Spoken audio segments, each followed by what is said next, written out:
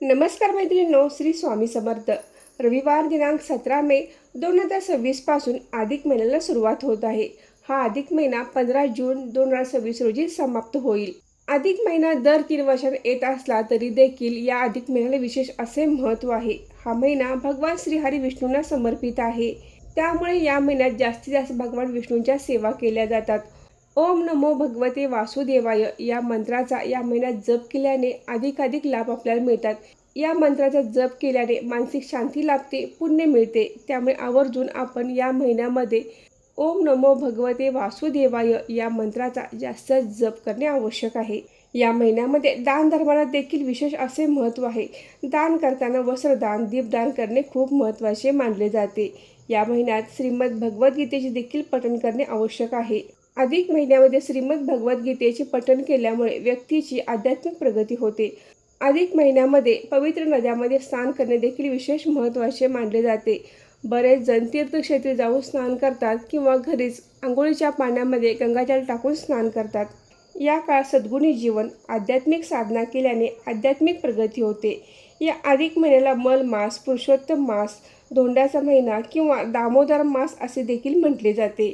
हा धोंड्याचा महिना 3 वर्षांनी येत असला तरी या महिन्यात काही महत्त्वाच्या गोष्टी आवर्जून केल्या जातात. या गोष्टी 3 वर्षातून एकदा केल्या जात असल्याने याला विशेष असे महत्त्व आहे. आजच्या व्हिडिओमध्ये आपण अधिक महिन्यात करण्यात येणारे एक महत्त्वाचे काम म्हणजे मुलीने आपल्या आईची ओटी भरणे. अधिक महिन्यामध्ये भगवान विष्णूंची सेवा करणे, जावयाला वाण देणे, त्याचबरोबर मुलीने आपल्या आईची ओटी भरणे देखील महत्त्वाचे मानले जाते. आई कोणत्या ना कोणत्या कारणाने मुलीची ओटी भरत असते, पण अधिक महिन्यामध्ये मुलीने आईची ओटी भरणे खूप महत्त्वाचे असते. ज्या आईने आपल्याला लहानाचे मोठे केले त्या आपल्या आईची ओटी आवर्जून अधिक महिन्यामध्ये भरावी. अधिक महिन्यामध्ये मुलीने आईची ओटी भरल्याने मुलीच्या आयुष्यातील सर्व समस्या, अडचणी दूर होतात. त्यामुळे अधिक महिन्यात आईची ओटी कशी भरावी, कधी भरावी, आई नसेल तर काय करावे, आईची ओटी भरत असताना कोणत्या गोष्टी असणे आवश्यक आहे आणि कोणत्या नियमांचे पालन करणे आवश्यक आहे, अशी सर्व माहिती आपण आजच्या व्हिडिओमध्ये घेणार आहोत. तर व्हिडिओ स्किप न करता शेवटपर्यंत नक्की बघा. नमस्कार मैत्रिणींनो, मी सारिका भक्ती विश्वमध्ये तुमचे मनापासून स्वागत करते. ओटी भरण्याला हिंदू धर्मामध्ये खूपच महत्त्वाचे स्थान आहे. अगदी मुलगी वयात आल्यापासून तिची ओटी भरली जाते. ती लग्न झाले, सासरी गेली तरी देखील तिची ओटी भरली जाते. आपण देवीची देखील ओटी भरतो.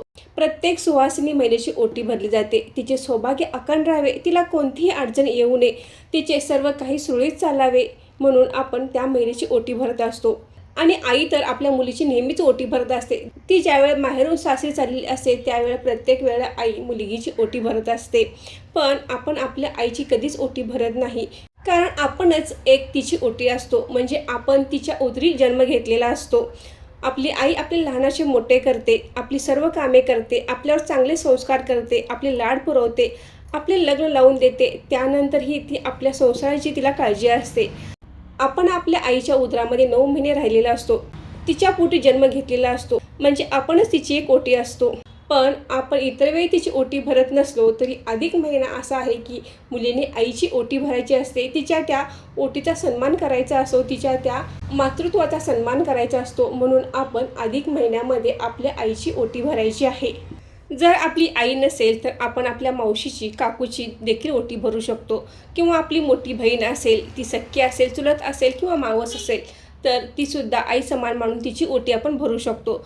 मावशीही नसेल, काकूही नसेल किंवा ओटी देणे शक्य नसेल तर आपल्या शेजारी कोणीही आपल्या मातृसमान असेल, म्हणजे आपल्यापेक्षा वयाने मोठे असेल, अशा कोणत्याही स्त्रीची आपण ओटी भरू शकतो.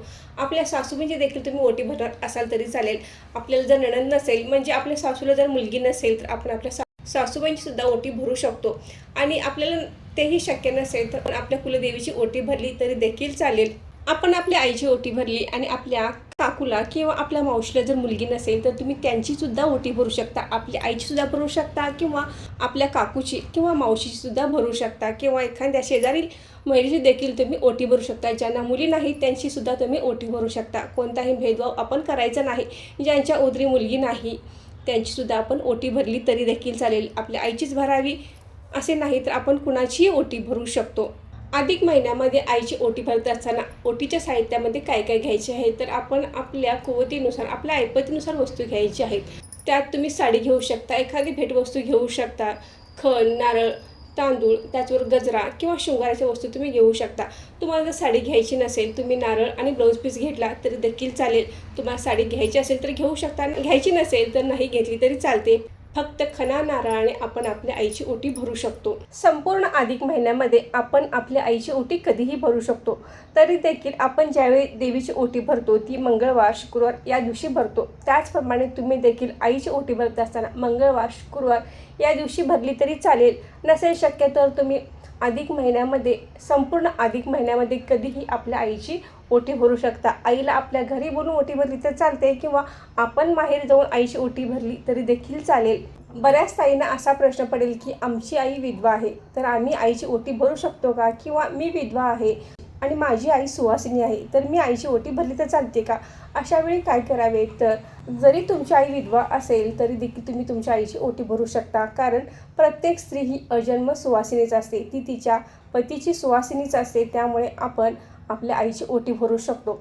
आणि तुम्ही जर विधवा असाल तरी देखील काही मनात शंका न घेता तुम्ही तुमच्या आईची ओटी भरली तर चालेल.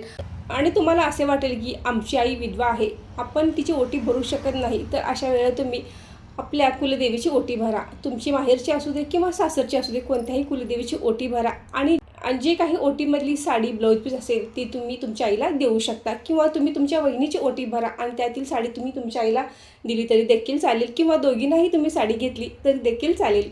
प्रेग्नंट महिलेने अधिक महिन्यामध्ये आपल्या आईची ओटी भरली तर चालते का? तर प्रेग्नंट मुलीने आपल्या आईची ओटी अजिबात भरायची नाही.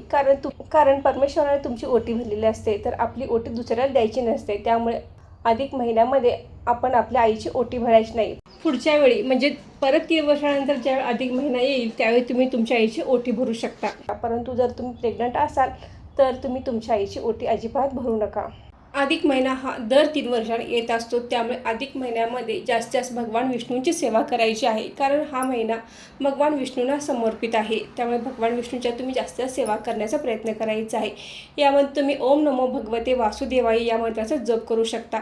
हा जप तुम्ही नित्य 1 माळ करणे आवश्यक आहे. त्याचबरोबर विष्णू सहस्रनामाचे एकदा तरी दिवसातून पठण करायचं आहे. सायंकाळच्या वेळी व्यंकट स्तोत्र देखील तुम्ही पठण करू शकता. त्याचबरोबर अधिक महात्म्य कथा ही खूप महत्त्वाची असते. तर आवर्जून या अधिक महिन्यामध्ये एक तरी पारायण या अधिक महात्म्य पोथीचे अवश्य करावे. खूपच लाभदायक आहे. भगवान विष्णूच्या सेवेसोबत तुम्ही दानधर्म करणे देखील खूप महत्त्वाचे आहे. अधिक महिन्यामध्ये तुम्ही दीपदान करू शकता, अन्नदान करू शकता, वस्त्रदान करू शकता. वाहत्या पाण्यामध्ये दीपदान करणे खूपच महत्त्वाचे मानले जाते. तर आवर्जून आपण अधिक महिन्यामध्ये एकदा तरी दीपदान जरूर करावे. तर मैत्रिणींनो, आजचा व्हिडिओ इथेच थांबवते. आजची माहिती कशी वाटली कमेंट करून नक्की सांगा. व्हिडिओ आवडल्यास व्हिडिओ लाईक करा, शेअर करा आणि सारिका भक्ती विश्व यूट्यूब चॅनल सबस्क्राईब करा. धन्यवाद.